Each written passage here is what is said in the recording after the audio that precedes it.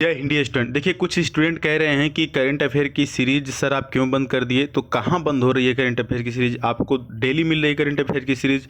आप चैनल को सब्सक्राइब करके इसका नोटिफिकेशन बेल ऑन रखिए। जब भी हम अपलोड करेंगे तब आपके पास ये वीडियो पहुंच जाएगी। वीडियोस आती हैं और आप तक नहीं पहुंचते हैं तो आपको लगता है कि नहीं कर रहे हैं। अगर हम करते नहीं इसको आपको तो ये 8वां पार्ट तक कैसे जाता, यानी कि हमने 7 करा दिया है तभी तो 8वां ये हो रहा है। तो अब एक्चुअली अब तक क्या हो रहा था कि इसका टाइमिंग फिक्स नहीं था, लेकिन अब मैं इसको बता दे रहा हूँ कि डेली सुबह करीब करीब 7 से या 8 के बीच में आपको ये करंट अफेयर मिलेगा। ठीक है, 7 से 8 के बीच में। तो अब ये टाइमिंग आपको पता चल गई ना, तो इसी टाइम आपको ये करंट अफेयर के क्वेश्चंस मिलेंगे। पिछले 6 महीने के हम करा रहे हैं। ठीक है, आइए देखते हैं आज की इस वीडियो का पहला क्वेश्चन। विश्व सतत विकास शिखर सम्मेलन 2022 की मेजबानी कौन सा देश कर रहा है? ऑप्शंस आपके सामने हैं और यहाँ पर ऑप्शन नंबर ए हो जाएगा, यानी कि भारत। देखिए, इसका आयोजन 16 से 18 फरवरी डिजिटल माध्यम से नई दिल्ली में आयोजित किया गया। अगला है कि हाल ही में किस देश में लक्सा बुखार से पीड़ित 3 व्यक्तियों की मृत्यु हो गई है? तो यहाँ पर ऑप्शन नंबर ए हो जाएगा, यानी कि ब्रिटेन। देखिए, जब बात करते हैं लक्सा बुखार की तो पहली बार इसे साल 1969 में नाइजीरिया के लासा में खोजा गया था। यह बुखार चूहों द्वारा फैलता है। हरियाणा कैडर के किस आईपीएस अधिकारी को 15 फरवरी 2022 को गुरुग्राम की पहली महिला पुलिस आयुक्त नियुक्त किया गया है? यहाँ पर ऑप्शन नंबर बी सही है, यानी कि कलाराम चंद्रन। किस सिंगर कंपोजर का हाल ही में 69 साल की उम्र में मुंबई के एक हॉस्पिटल में यानी अस्पताल में निधन हो गया?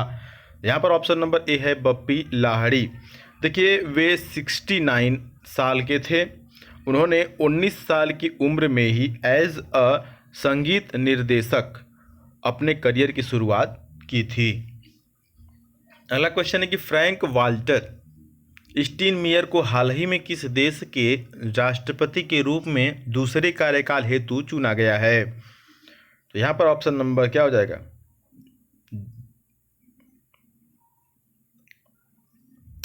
सी, यानी कि जर्मनी। नेक्स्ट क्वेश्चन की तरफ बढ़ लेते हैं स्टूडेंट। अगला है कि भारतीय सेना, बहुत ही ज़्यादा इंपॉर्टेंट क्वेश्चन यहाँ पर है कि भारतीय सेना के deputy chief of army staff के रूप में निम्न में से किसने पदभार संभाल लिया है? तो यहाँ पर ऑप्शन नंबर डी सही हो जाएगा, यानी कि चन्नीरा पोनप्पा। अगला क्वेश्चन है कि केंद्र सरकार ने अवकाश प्राप्त किस वाइस एडमिरल को देश का पहला राष्ट्रीय समुद्री सुरक्षा समन्वय नियुक्त किया है? तो यहाँ पर ऑप्शन नंबर क्या हो जाएगा? ए, यानी कि जी अशोक कुमार। नेक्स्ट है कि राष्ट्रपति एर्दोगन ने तुर्की देश का नाम बदलकर क्या कर दिया है? तो यहाँ पर ऑप्शन नंबर सी हो जाएगा, यानी कि तुर्कीये। अगला क्वेश्चन है कि हाल ही में किस राज्य के पुलिस ने स्मार्ट कार्ड शस्त्र लाइसेंस की शुरुआत की है? स्मार्ट कार्ड शस्त्र लाइसेंस। तो यहाँ पर ऑप्शन नंबर सी हो जाएगा, यानी कि दिल्ली। याद रखेंगे। अगला देखिए, ये भी बहुत ही इंपॉर्टेंट है। इसको हमने टेलीग्राम पर भी इस क्वेश्चन को मैंने डाला था। क्वेश्चन ये है कि असम सरकार ने हाल ही में देश के किस प्रतिष्ठित उद्योगपति को अपना सर्वोच्च नागरिक सम्मान असम वैभव प्रदान किया है? तो यहाँ पर ऑप्शन नंबर क्या हो जाएगा? ए, यानी कि रतन टाटा। इस क्वेश्चन को पहले भी हम करा चुके हैं। किस देश ने हाल ही में सोलोमन द्वीप पर अपना दूतावास खोलने की बात कही है?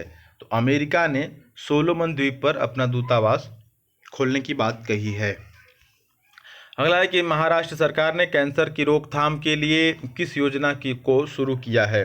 यहाँ पर ऑप्शन नंबर सी सही है, यानी कि होप एक्सप्रेस। बहुत ही इंपॉर्टेंट क्वेश्चन है और यह अपने आप में भारत की ऐसी पहली मशीन है। अगला कि निम्न में से कौन प्लास्टिक वेस्ट न्यूट्रल वाली पहली भारतीय कंपनी बन गई है? तो ये जो डाबर इंडिया है वो प्लास्टिक वेस्ट न्यूट्रल वाली पहली कंपनी बन गई है। तो ऑप्शन नंबर क्या हो जाएगा? ए सही हो जाएगा। अगला क्वेश्चन है कि हाल ही में रूस और किस देश के तनाव के बीच बाबुस्का बटालियन काफ़ी चर्चा में रही? तो बाबुस्का बटालियन जो है वो किस देश के बीच में रही? देश के, यहाँ पर देखिए, रूस और यूक्रेन के बीच में रही। ऑप्शन नंबर क्या हो जाएगा, सी से हो जाएगा। अगला क्वेश्चन है कि किस आईआईटी संस्थान के शोधकर्ताओं ने ओरिगामी मेटामटेरियल्स नामक एक नई सामग्री विकसित की है। तो यहाँ पर ऑप्शन नंबर क्या हो जाएगा, आईआईटी मद्रास। क्या हो जाएगा, आईआईटी मद्रास, यानी कि ऑप्शन नंबर बी सही है। नेक्स्ट क्वेश्चन है कि भारतीय नौसेना ने अपने युद्धपोत आईएनएस, बहुत ज़्यादा इंपॉर्टेंट क्वेश्चन है, इसको ध्यान से समझिएगा। भारतीय नौसेना ने अपने युद्धपोत आईएनएस विशाखापत्तनम से 18 फरवरी 2022 को समुद्र में किस सुपरसोनिक क्रूज मिसाइल का सफल परीक्षण किया। तो ऑप्शंस आपके सामने हैं और यहाँ पर ऑप्शन नंबर ए है ब्रह्मोस मिसाइल। देखिए इसके बारे में हम पहले ही बता चुके हैं कि ब्रह्मोस मिसाइल का नाम ब्रह्मोस कैसे पड़ा। तो रूस की मोस्कवा नदी और भारत की ब्रह्मपुत्र नदी के नाम पर इसका ब्रह्मोस पड़ा। अगला है कि चोलेंद्र शमशेर राणा किस देश के वर्तमान मुख्य न्यायाधीश हैं। इंपॉर्टेंट क्वेश्चन है और ये नेपाल के जो है कि वर्तमान मुख्य न्यायाधीश हैं। अच्छा, नेपाल से क्वेश्चन पूछ सकता है कि हाल ही में जो नेपाल के प्रधानमंत्री भारत की यात्रा की है तो उनका नाम क्या है। तो आप कमेंट बॉक्स में बताइएगा कि नेपाल के वर्तमान प्रधानमंत्री का नाम क्या है। बाकी राजधानी पूछता है तो आपको पता ही है, और मुद्रा पूछता है तो वो भी आपको पता है। इंस्टीट्यूट ऑफ इकोनॉमिक्स ग्रोथ यानी कि आर्थिक विकास संस्थान के नए निदेशक के रूप में निम्न में से किसे नियुक्त किया गया है। और देखिए इस प्रकार के क्वेश्चन पूछते हैं तो ऑप्शन नंबर सी हो जाएगा, यानी कि चेतन घाटे। अगला क्वेश्चन है स्टूडेंट की Dada Saheb international film festival award 2022 में निम्न में से किसे बेस्ट फिल्म का अवार्ड प्रदान किया गया है। बहुत ही ज़्यादा इंपॉर्टेंट क्वेश्चन है, आप इस क्वेश्चन को चाहें तो अभी के अभी लिख सकते हैं। Dada Saheb international film festival award 2022 में निम्न में से किसे बेस्ट फिल्म का अवार्ड प्रदान किया गया। तो ये जो फिल्म है वो ऑप्शन नंबर डी यानी कि शेरशाह है। देखिए शेरशाह परमवीर चक्र से सम्मानित विक्रम बत्रा के जीवन पर आधारित फिल्म है। अब विक्रम बत्रा कौन है?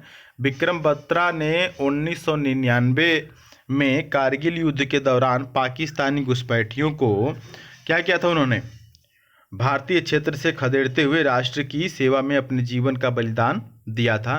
कैप्टन विक्रम बत्रा ने। आज उनकी शहादत और उनके इस प्रश्न के देखने के बाद आप कमेंट बॉक्स में जय हिंद जरूर लिखिएगा कैप्टन विक्रम बत्रा के नाम से। अगला क्वेश्चन है कि Dada Saheb international film festival award 2022 में किसे बेस्ट एक्टर एवं बेस्ट एक्ट्रेस का अवार्ड प्रदान किया। बहुत ही ज़्यादा इंपॉर्टेंट क्वेश्चन है। तो ऑप्शन नंबर यहाँ पर क्या हो जाएगा, ए से हो जाएगा। रणवीर सिंह को बेस्ट एक्टर फिल्म 83 के लिए, कृति सेनन को बेस्ट एक्ट्रेस फिल्म मिमी के लिए। तो बहुत ही बढ़िया है फिल्म मिमी, मैंने देखा है, बहुत ही ज़बरदस्त मूवी है, कॉमेडी भी है और अच्छा मैसेज भी दिया है। नेक्स्ट क्वेश्चन है कि अंतर्राष्ट्रीय मातृभाषा दिवस निम्न में से किस दिन मनाया जाता है। तो ये मनाया जाता है 21 फरवरी को।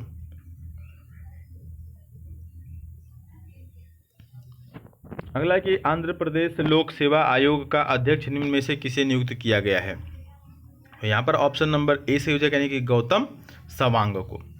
इसी प्रकार से अगला क्वेश्चन आपके सामने है कि भारत की यूपीआई प्रणाली को अपनाने वाला पहला देश निम्न में से कौन बन गया है। बहुत ही ज़्यादा इंपॉर्टेंट क्वेश्चन ये भी है कि भारत की यूपीआई प्रणाली को अपनाने वाला पहला देश निम्न में से कौन बन गया। ऑप्शन नंबर ए हो जाएगा, सॉरी यहाँ पर ऑप्शन नंबर क्या हो जाएगा, बी यानी कि नेपाल। तो डियर स्टूडेंट यहाँ आज के लिए बस इतने ही करंट अफेयर के क्वेश्चन, करीब करीब 24 क्वेश्चन हमने आपको बताया और उसका आंसर भी और डिटेल भी।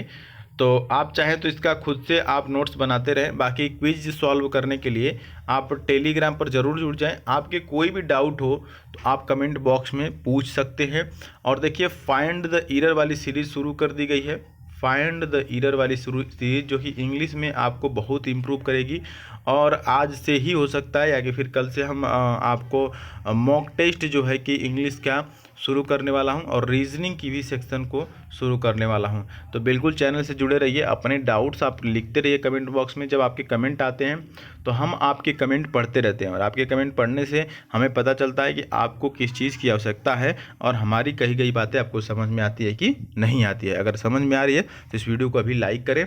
बाकी आप डेली कम से कम एटलीस्ट 4 घंटे पढ़िए, क्योंकि समय बहुत ही कम है। चलिए मिलते हैं फिर अगली वीडियो में, तब तक के लिए जय हिंद, वंदे मातरम।